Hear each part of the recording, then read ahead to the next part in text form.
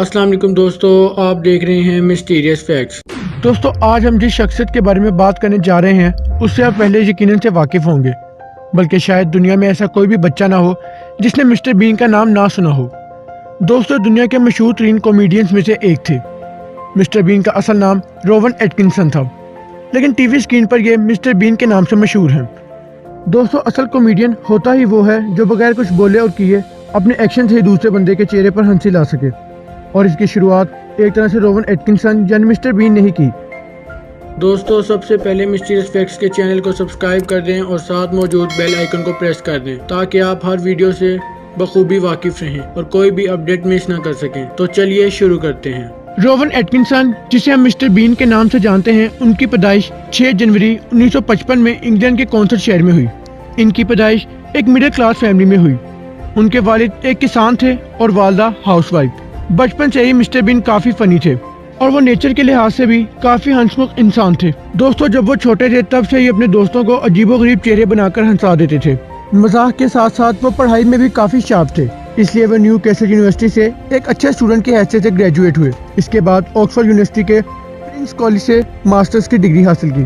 College में पढ़ाई के साथ साथ वो को करिकुलम एक्टिविटीज में भी हिस्सा लेते रहते थे और एक्टिंग में भी हिस्सा लेने लग गए। इसी दौरान वो राइटर भी बन गए और खुद से स्क्रिप्ट लिखना शुरू कर दिया।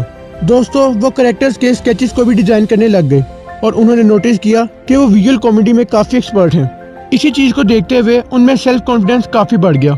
उन्होंने विजुअल कॉमेडी को साथ लेकर चलने का फैसला किया क्योंकि वो इस बात पर यकीन रखते थे कि इसके साथ वो बहुत आगे तक जा सकते हैं। इसके साथ साथ वो कॉलेज में प्लेज में भी हिस्सा लेने लग गए, लेकिन अक्सर स्पीकिंग डिसऑर्डर की वजह से प्लेज में सिलेक्ट होने से पहले ही वो बाहर हो जाते थे, जिसकी वजह से डिप्रेशन में रहने लग गए। और इसके साथ साथ उन्होंने कई दफा टीवी शोज में भी प्लेज में हिस्सा लेना चाहा, लेकिन पहले ही रिजेक्शन उनकी मौत बनकर खड़ी हो जाती। इस वजह से वो शदीद मेंटल डिप्रेशन का शिकार रहने लग गए।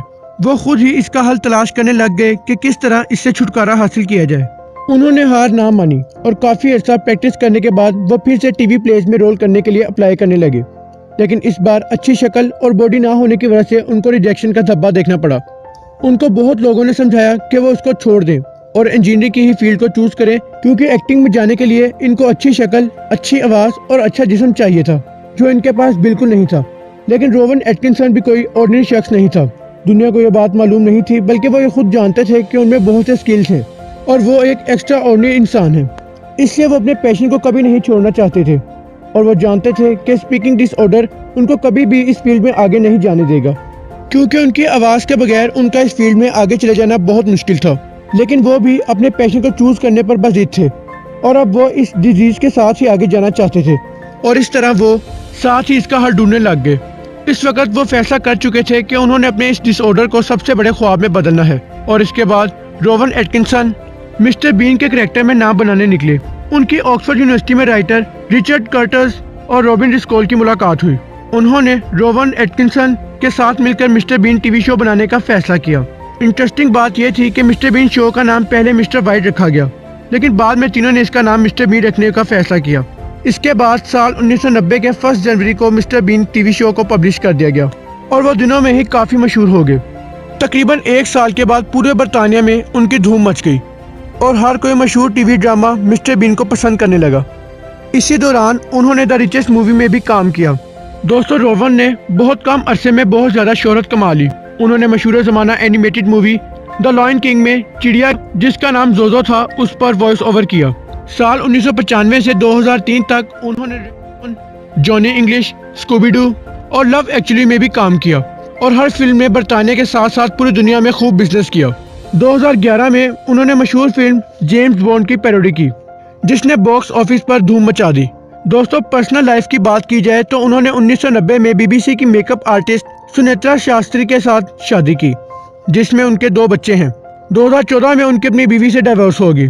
2015 में रोवन एटकिंसन लुइस फोर्ड के साथ रिलेशन में आ गए और उनमें से रोवन का तीसरा बच्चा भी है। दोस्तों हम लोगों को मिस्टर बीन की लाइफ स्टोरी से यही सबक मिलता है कि हमें चाहे हालात जैसे भी हों, डिटर्मिनेशन और फेथ के साथ मिलकर काम करते रहना चाहिए। चाहे हालात कैसे भी हों, बस अपने ऊपर यकीन के साथ काम करने से हर कोई अपनी जिंदगी में अपने पैशन को अचीव कर सकता है। तो मिलते हैं अपनी नेक्स्ट वीडियो में, तब तक के लिए अल्लाह निगहबान।